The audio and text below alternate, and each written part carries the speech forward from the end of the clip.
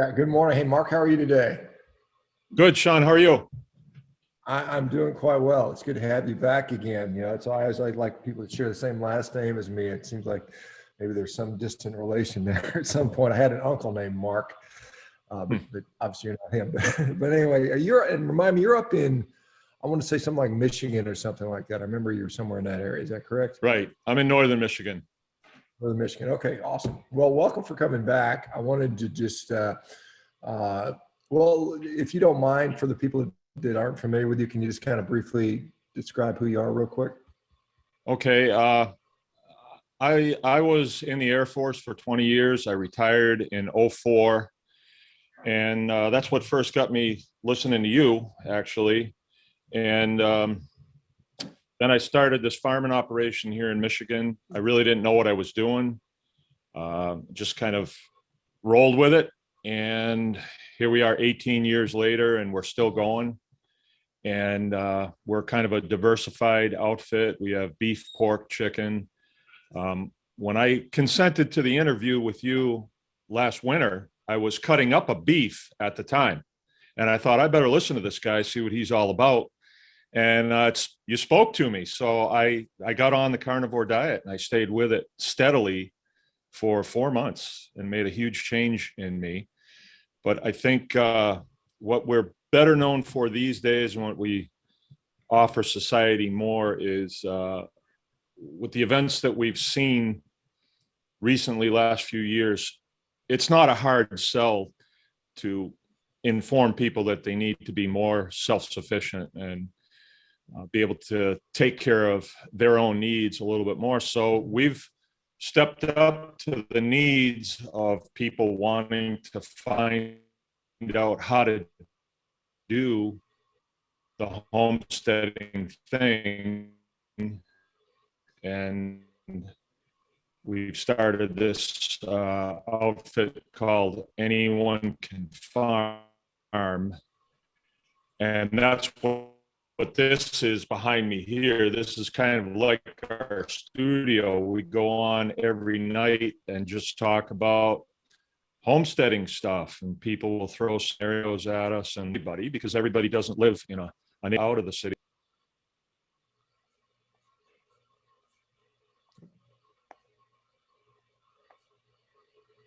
Did we lose him? I guess we lost him. Can you guys still hear me? Give me a thumbs up if you can still hear me. I think we lost him.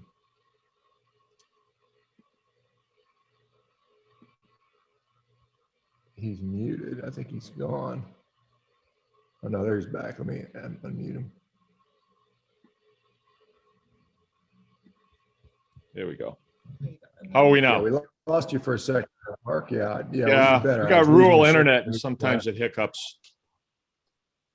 Yeah, I feel your pain. I'm on a satellite myself, trying to solve that issue. But so yeah, I saw that. I was saw in the sign behind Anyone Can Farm, and that's an interesting concept. I'm here on kind of 5 acres, but we keep looking at maybe moving to places with more acreage and something like that. So that's a really interesting and important thing you're doing. I wanted to ask you. I mean, as far as educated.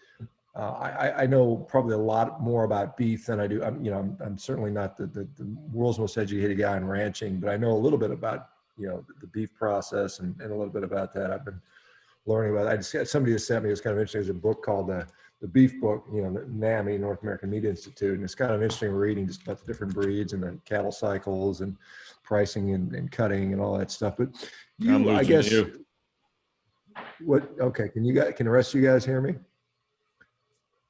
If somebody can, Ivor, can you hear me? No, and I just lost that last 30 seconds. Okay. I just lost the last 30 seconds of you. Okay. Can you hear me now? I can hear you now. Okay. So I wanted to ask you just about, I guess what brought you to my attention was something about, the issues you're having with the pigs you were raising. And I wonder what made you decide to raise pigs. I mean, is it something that is, I know you said you're diversified, but in the United States, we're known for beef. Same thing like in, parts of the world, United States, Australia, New Zealand, Brazil. These are the big beef producing nations, and Canada, Mexico to some degree. And I guess it's because our landscape allows it. They have different resources required, but pigs can be Yeah. raised, I'm not mistaken, in a lot of places. It's the most commonly eaten meat in the world, as I'm sure you're aware. I mean, particularly when Asia is where most of that's consumed. But what was unique about pigs that attracted you to raising those guys? Well, this pig is called the Mangalitsa, and it's from Hungary. It's a specialty pig. It's got really red meat. They call it the Kobe beef of pork. And back before I went carnivore, I just ate what I wanted. I ate what tasted good. I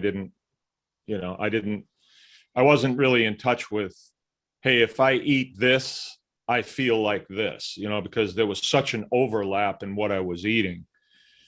And when I went carno, I was just eating beef, nothing but beef. And I did that for 4 months. And then if I would eat something like a pork chop, I would really feel it.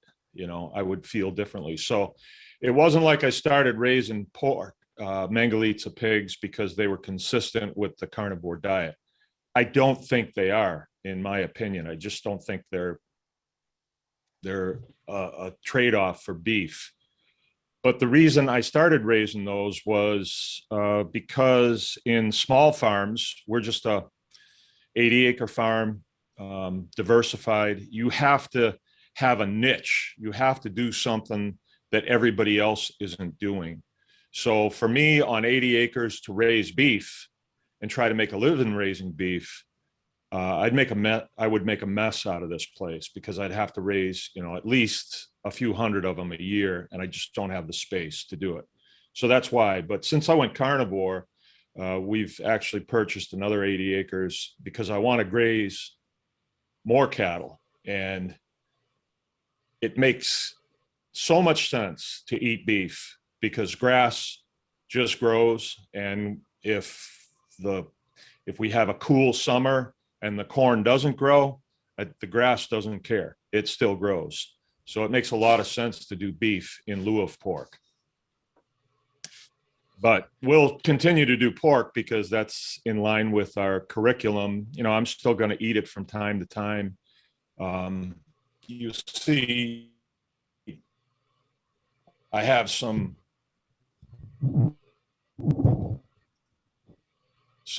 prepared pork right there. This is a prosciutto ham is right here. I just keep them hanging there because we're doing a class in March, and I'm pumping it on my regular show. Yeah, I mean, I think there's probably some people here that think about it, down the road. I mean, Ivers and Iceland, he just started his own little small farm. He's raising some cows, and I can't remember what else Ivers growing, but maybe some sheep or something like that. But I mean, what is the average person like? You said you didn't know anything when you started, and I'm certainly considering it at some point when I try to get done fixing the world's problems. Maybe I can go out and kick back and raise. And I don't think it's kicking back. It's probably more work to raise the animals. But he says that he spends an hour a day, once he gets things up and running to kind of feed the animal, move the animals around. How can the average person get into this? If somebody has, let's say they've got 10, 20, 50 acres, how do they get into something like this? Yeah, well, I'd first start by saying 10, 20, 50 acres really isn't necessary. You've got 5 acres. That's a lot of space. And if let's say that you started growing grass on your 5 acres and started mowing it by hand, you'd find out how much 5 acres is. It's a good amount of space, and you can do a lot on 5 acres. And if you expand to your fence lines, then when you sell it, you're selling it as a farmstead, and you've increased the value of it. But you can start really just about any place you want. If you eat beef, that's a good place to start. You get with somebody that knows how to fence for beef and get beef calves, and get it fenced, get a flow system going. You can do it on just a few acres, really. And with 5 acres, you don't have enough to graze them. So you'd have to bring in round bales, which is not a big deal. If you've got a pickup truck, you can buy round bales or square bales. I think round bales are a lot cheaper. And then you'd be doing 2 things. You'd be creating beef, and you're actually converting the round bales that you're buying into beef and manure. And then you could start a composting program. And then you could put in a little hoop house, and you could start growing some vegetables in there if you wanted to eat vegetables. Or like what we do is we grow a lot of food for the pigs. So my beef cows generate a lot of manure in the wintertime. I'll scoop that all up in the spring. I'll spread it on the pig fields, and then I'll grow stuff on there for the pigs. The pigs do the harvest for me. They dig it up and eat it. And when they dig it up and eat it, they manure it back, they urinate it back, and we wind up having fertility of that field go up in the process. So it's kind of a win-win-win. You know, I'm getting my cattle fed, I'm getting the field fertilized, and I'm getting produce created for my pigs to eat. So your farmstead, especially like a 5 acre, a 10 acre, you can draw it out on a piece of paper and run it by people that have been doing this and actually create a fairly sustainable, kind of like a Noah's Ark type thing. And the idea is you want to be able to produce as much on there as possible. And so there's a lot of little tricks here and there that you can use. And what we talked about last night actually was the interconnectability of the species of animals. So I always tell people people that mentor under me, revert to nature. If you get stuck, look at nature and look how it's done in nature. So nature will take a chunk of woods. We'll have black bear in there. We'll have coyotes. We'll have skunks, possums, raccoons, mice, and they all kind of work together. Some of them eat the flora. Some of them eat each other, but they all work together. On farms, too often, homesteads especially, we have, well, commercial farms especially, we have the species of animals starkly divided. And the manure that comes from the cattle is a disposable product. You know, they dispose of it because it's a waste product. They never think that, hey, there's something we could do with this to enhance some other species of animal that could use it. They don't think that way. But on the homestead, you can. And once you start to understand it, you understand more. And it's just like anything that you've done, I would say, even, you know, fixing people's bones. The more you get in there and practice it, the more you understand it. And at this point, we've seen where the saying, there ain't no free lunch, is a lie from the pit of hell, because there is a free lunch. It's the sunshine. You know, I don't pay for that yet. I don't want to give them any ideas, but I don't pay for the rain. I don't pay for the air that's oxygenated, that has the oxygen in it we need for photosynthesis. And when I grow crops for my cattle and my pigs, the seed is extremely cheap. And a lot of the seed I can save. A lot of it will self-seed and come back. And unfortunately, modern agriculture doesn't really promote this. They promote soybeans, corn, you know, just monocropping. So it's a subject that I think there should be a PhD level on, because it is such a deep subject and it produces so much. But we kind of look at, especially like the university system, they look at organic farming as kind of, oh, well, okay, we'll get those guys over there, you know, and they can do what they want to do. But real farming, they consider that to be the, you know, the huge equipment and the chemical agriculture. And I think it's actually switched, as we've seen a lot of things lately. They weren't what we were led to believe that they were. Yeah, and I guess there's been a shift. I mean, they talk about, whether it's cattle grazing on pasture and kind of skipping the kind of the feedlot part of the the fattening process. That seems to be expanding, and I think I've seen that even it's financially more lucrative for some ranchers to get into that because they're not married to the incredible costs that comes with the heavy equipment and all the fertilizers and pesticides and herbicides that have to be utilized, and so their cost goes down. They may spend more cost on labor. I think, I don't know, maybe that's the dynamic that I've sort of read about or talked to other people that are into sort of the more kind of regenerative or holistic or whatever name you want to put on it. It's all kind of pointing the same way. It's outside of the standard commodity system. Do you find, let me just say, like, if you, because I'm sure you sell some of your the food you produce. If you just wanted to produce for yourself and you weren't interested in selling, because you said if you want to make a profit out of cattle, you need a few hundred head on the land. What do you need for, like, I just want to feed my family. What do we need to how much room and how many animals do you need to make that viable? If you only have one cow, it doesn't seem like it's going to work because you're going to need a replacement at some point, and how does that work? Well, there's a couple ways to do that. If you're willing to milk a cow, if you want raw milk, which is, we like raw milk. I milk a couple cows every day. They'll also give me calves once a year. I'll get a calf out of them. So sometimes I think that it behooves some people to have a milk cow and they'll breed it with a beef breed. And that might be a lot of work for some people. You don't have to keep a bull. Nowadays, you can have a technician come and artificially inseminate. It's pretty simple to do.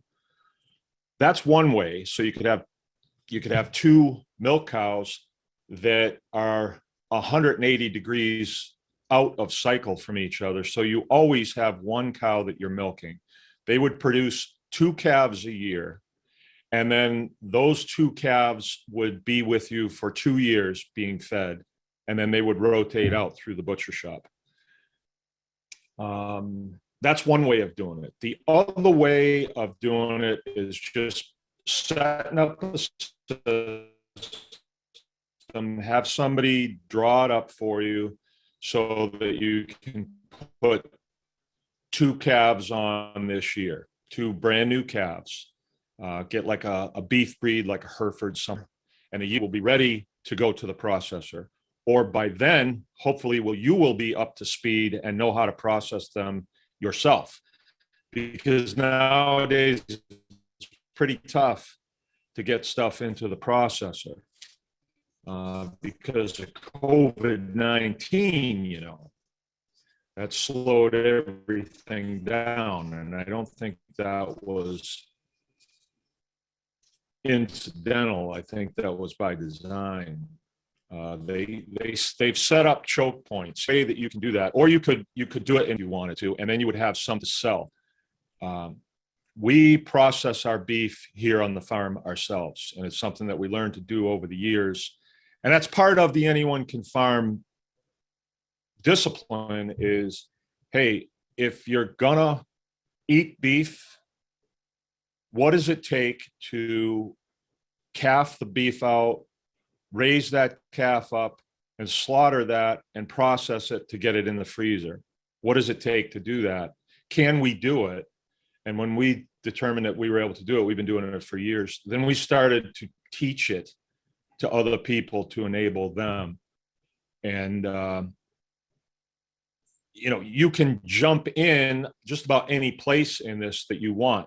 We've had people that have come to our classes that don't have livestock yet, that are looking for a homestead, but they know that that's where they're going to land. So they want once you know how to do something, nobody can take it away from you, right? And so they want to learn this, so they've already got that base covered. And it's definitely doable. I'm doing a beef with a lady next week. She has nothing on the farm.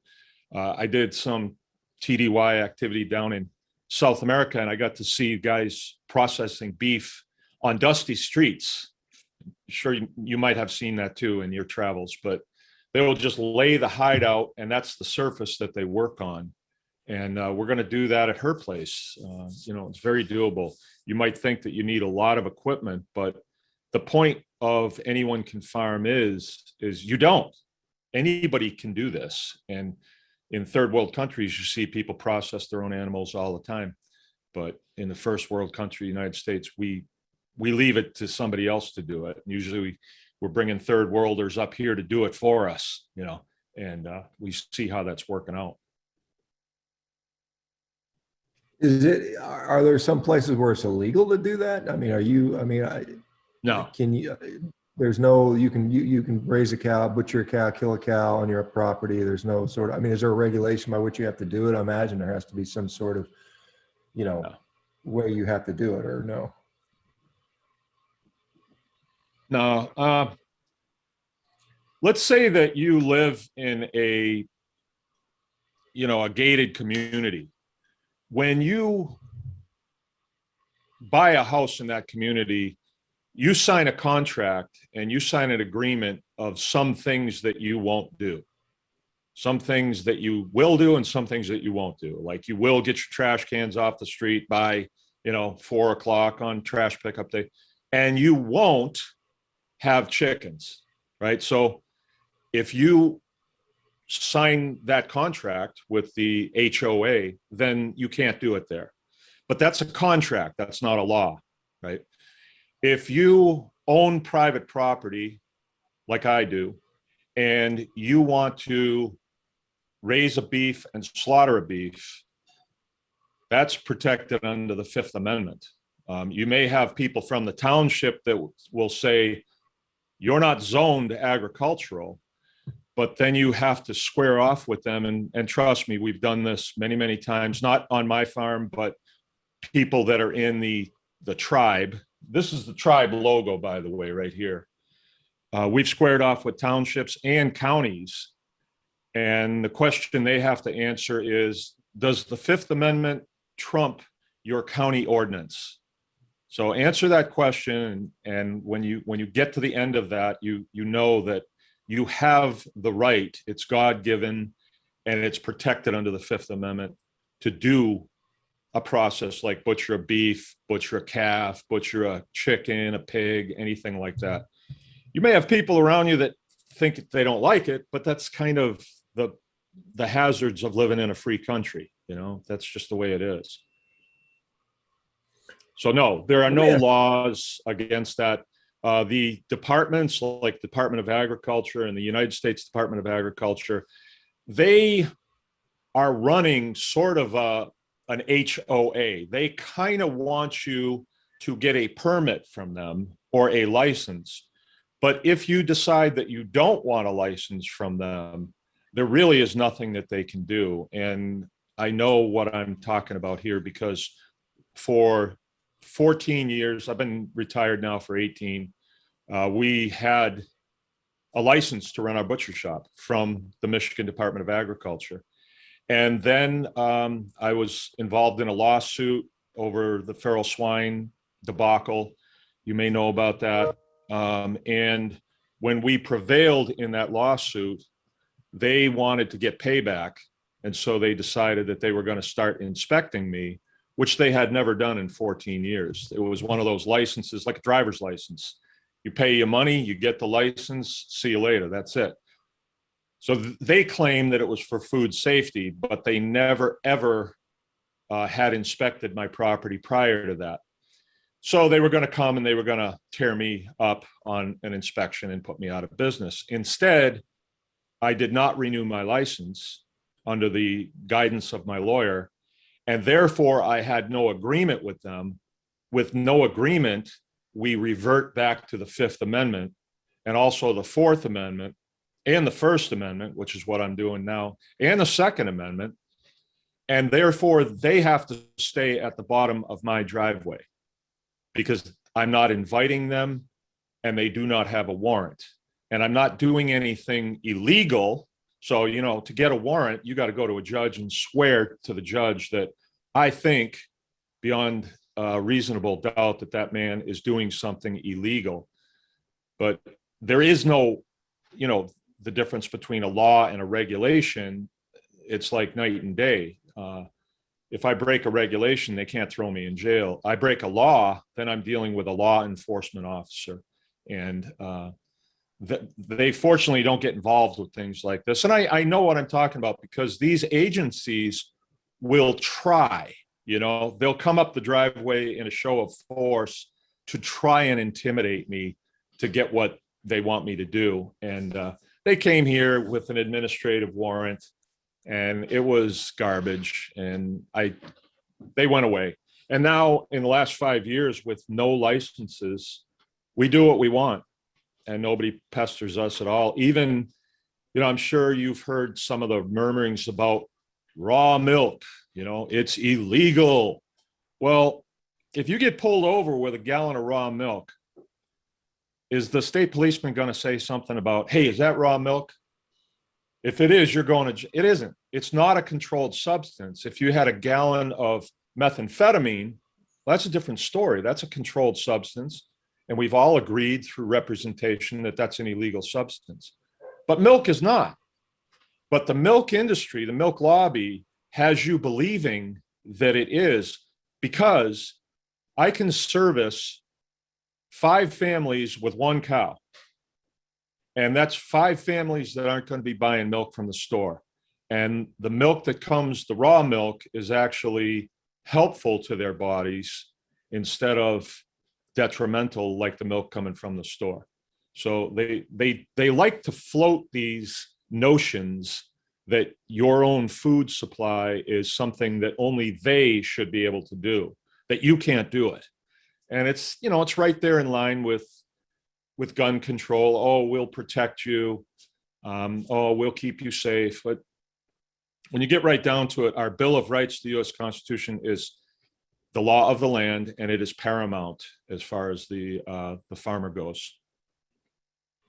Yeah, and those are great concepts for people to understand. Let me ask you about, again, just to the homes, because I know Ivers saying that if he wants to sell his meat, he has to have it approved through a regulated slaughterhouse. But if he has it for his personal consumption, no one. This is in Iceland there, so I mean it may be different laws there. But maybe I want to ask about just economics of this, because the point of industrialized and scaled agriculture is, with people with 5,000 head of cattle, or 10,000 pigs or whatever, they're able to do it cheaper. They're able to get it to the consumer cheaper. If you're providing your own food, how much does it cost? I mean, obviously, assuming you have the land, but you said air is free, oxygen's free, sunlight's free, water more or less is free.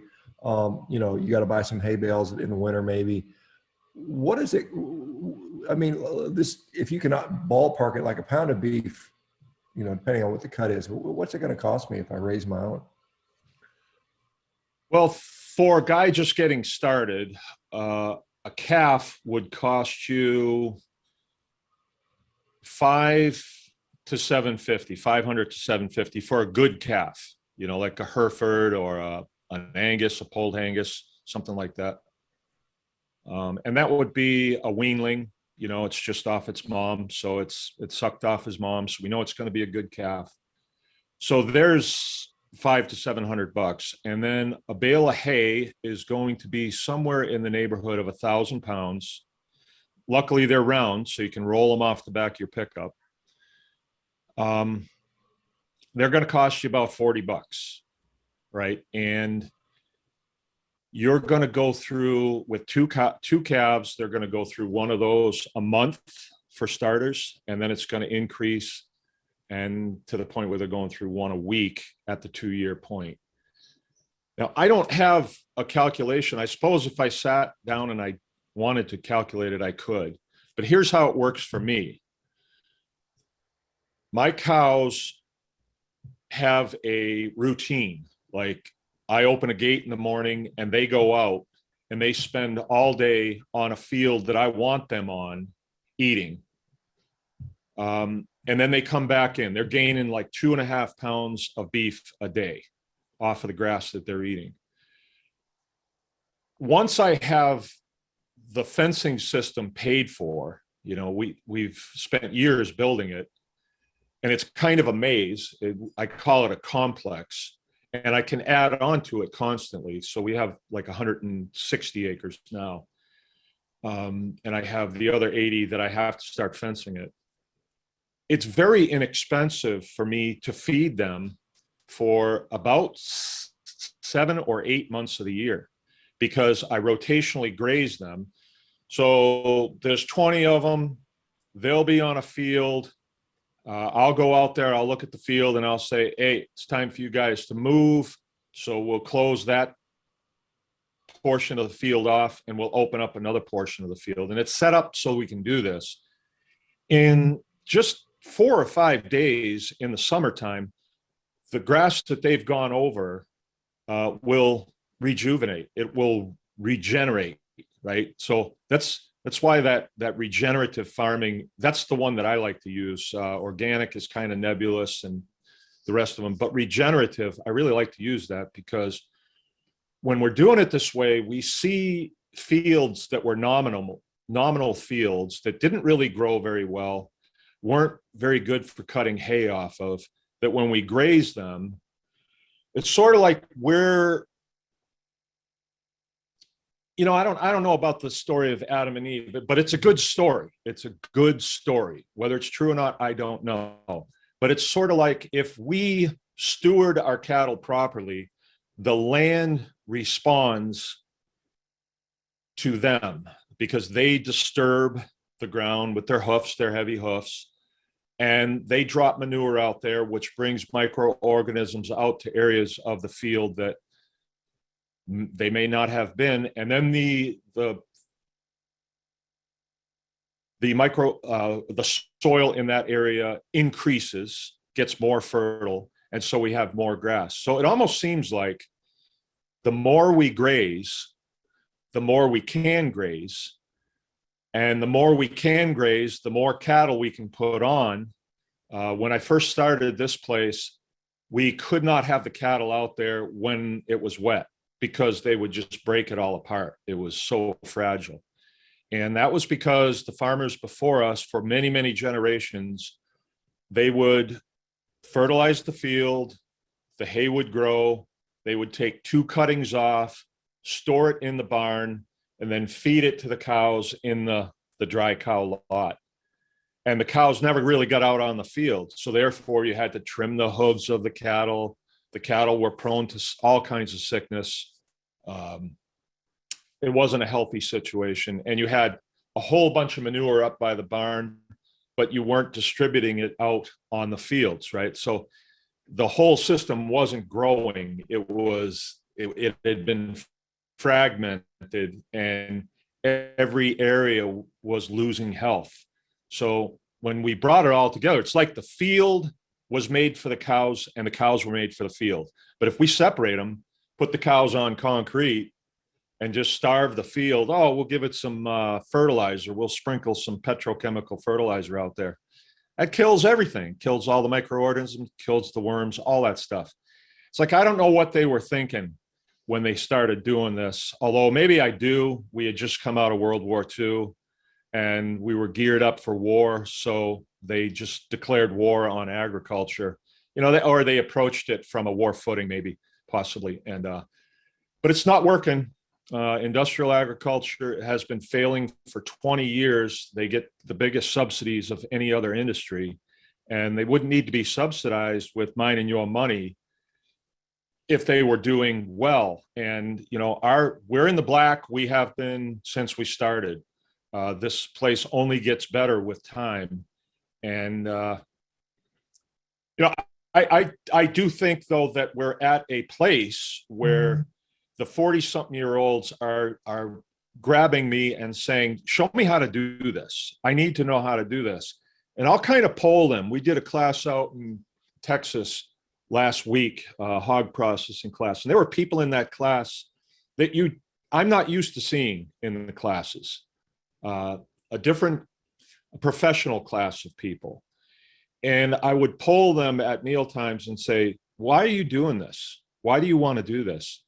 And when you get right down to it, they would say, I don't know. There's just something inside of me that says I need to do this. And so I want to see if I can do this as well as being a, investment banker. And I would tell them, yeah, you can. That was how it had traditionally been done. You have your profession, but you live on a homestead. I mean, you try and produce as much as you can, and then the rest you get from town. So this is nothing new. But I think that is just sort of a shift, a spiritual shift in people, that they feel as though the institutions that they trusted we've seen them fail in the last 5 years anyway. And we don't want to trust our families with them anymore. So these 40-something-year-old people are saying, I can do this better than you guys can. And we come along and say, yes, you can. And I don't have a farm background. I was Air Force. I was a maintenance guy. I just kind of wanted to do this type thing. And so I did. Do you think there's a resistance from people doing this? I mean, it's kind of interesting. We've gone through a period where there's been so much censorship about different types of thought about different issues, whether it's political or pandemic response. But I've seen people that are homesteaders that their stuff is being shut down because it's being censored because it's like information that they don't want people to know how to do these things. Is that something you've experienced or seen, or do you have any concerns with people not wanting people to be self-sustainable? Yeah, I've seen it too. But I don't know what has happened to the American. The American was typically ungovernable. And it's sort of like they give you pushback, and we either get pushback from the township, the county, or sometimes the state. They'll say, hey, you can't do this. You need permission from us. And typically the American had 2 words for them, and then they'd back it up. But we've kind of backed away from that. And I'm not sure how that has happened. We've become a very compliant people with anybody who says that they're in a position of authority. But I think Americans are the best people in the world. I've been around all over the world, and Americans are the most giving. They're the most courageous people that I've ever come in contact with. But what they have to do is they have to review their rights that are enumerated in the Constitution of the United States. And they have to make a decision. Are we going to go by the Constitution, or are we going to go by Mr. Township over here, who kind of makes up regulations as he goes? The townships, Sean, if you don't know, in my state, they are required to take an oath, just like you and I took an oath to protect and defend this document, right? And they take the same oath. It's not quite as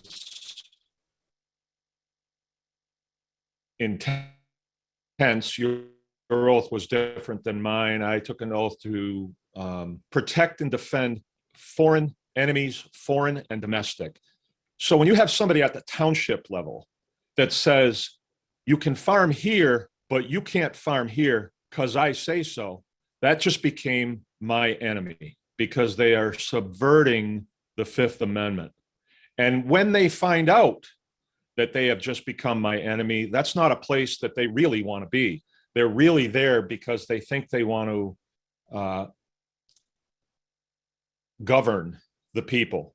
But the reality is we are governed by our Constitution. And the Fifth Amendment is really clear. It's my life, liberty, and property is protected under due process of law, not by township ordinance. Township ordinances are only enforceable if they are consistent with constitutional law. That's the only way. And a lot of times they make up ordinances, and you kind of have to ask the question, why?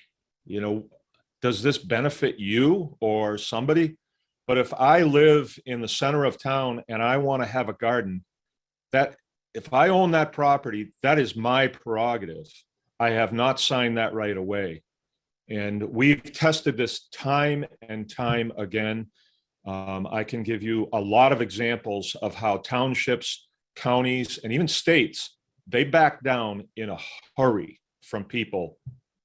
When you single, like the township supervisor, out, let's say the township supervisor says, well, you can't have a garden in your front yard because we got an ordinance against it. And he may say, well, you can raise daisies in your front yard, but no tomatoes.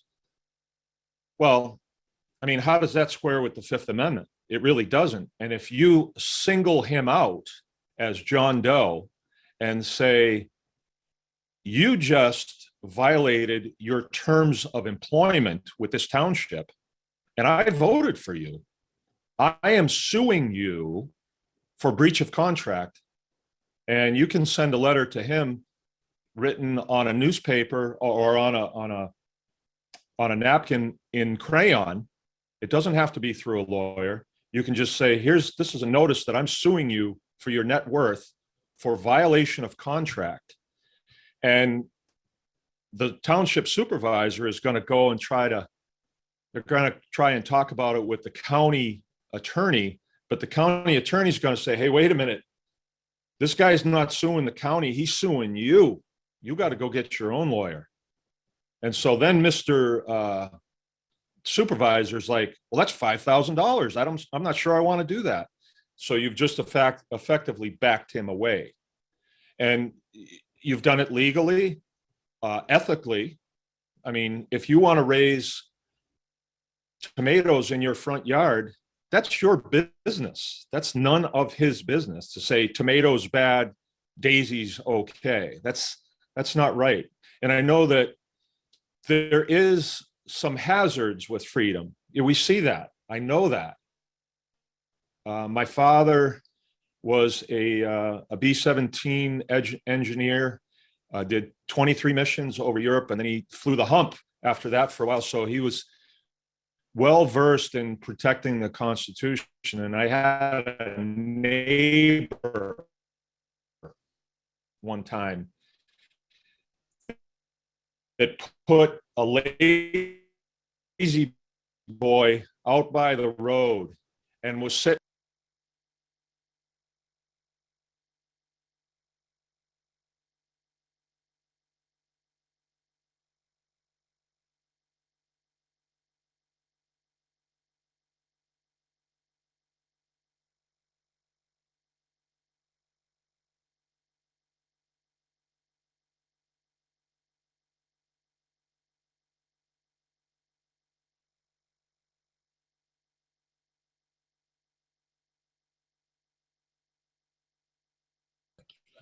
There you go.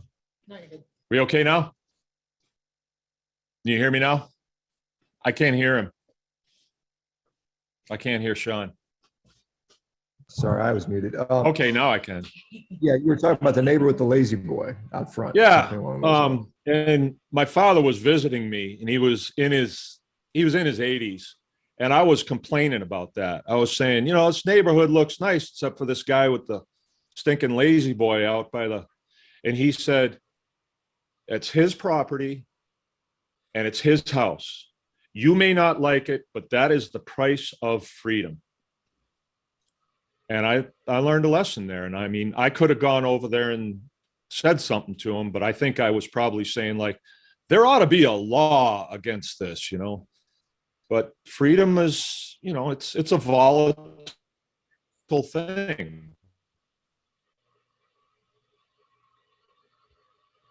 Yeah, speaking of, I don't know if you can hear me, Mark. Speaking of laws, and you pointed out a major problem. I lost you again. Can you hear me now? Yeah, I can hear you, Sean. Yeah, I was going to say and I wanted to just get your thoughts on, you mentioned that many of us are aware there's a huge bottleneck with the slaughter and the processing facilities. And so a lot of people, in your situation, maybe they do their own slaughtering, or there's mobile processors that can come by, but there's not enough of them.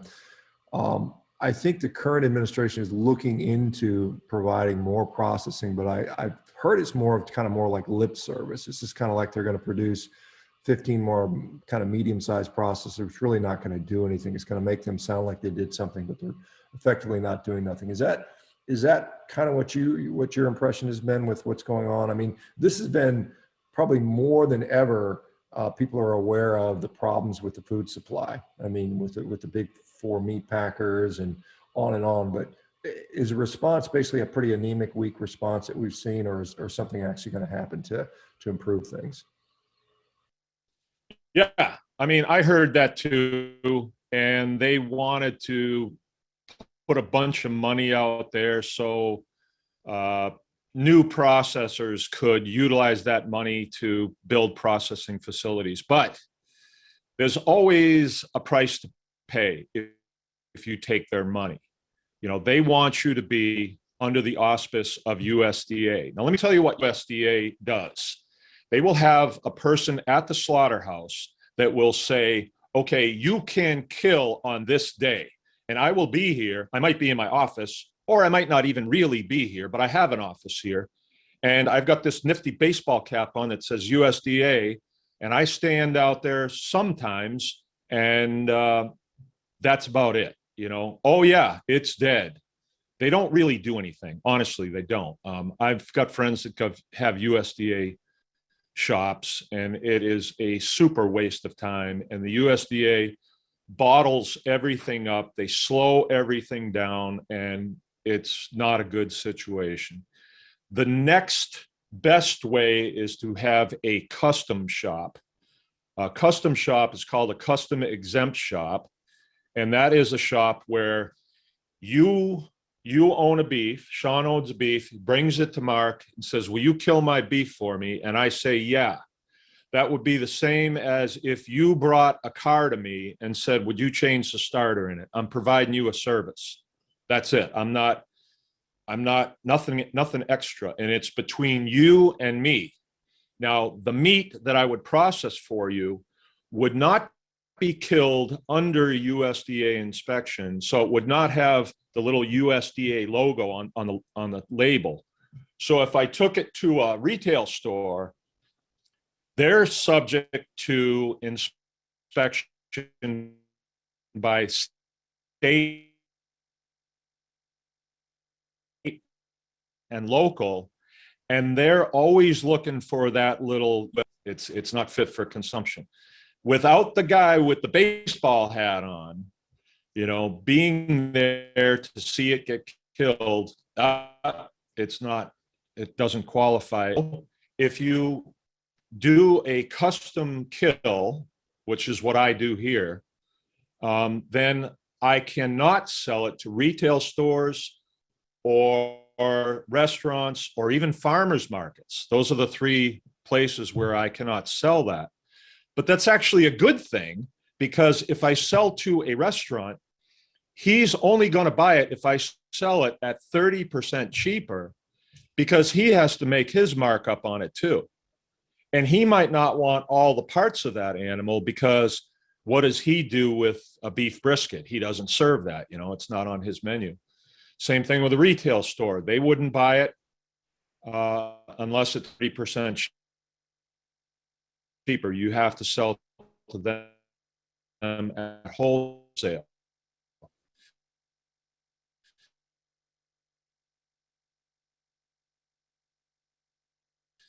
Same thing with farmers markets. Farmers markets, I think they're horrible, because you drag your half plus your inspection. You're better off a farmer create, and then they become even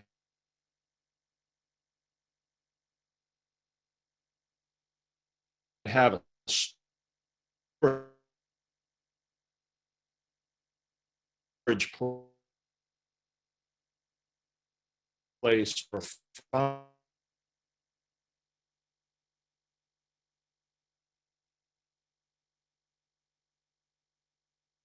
Looks like his connection is kind of bad. I think we're just about running out of time, by the way. So let me see if we come back on, and yeah, maybe we'll disable his video. I'm not sure if I can do that or he has to do that when he comes back on. Let's see.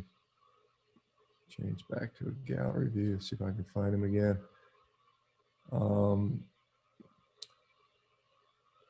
Hey, Mark, can you hear me?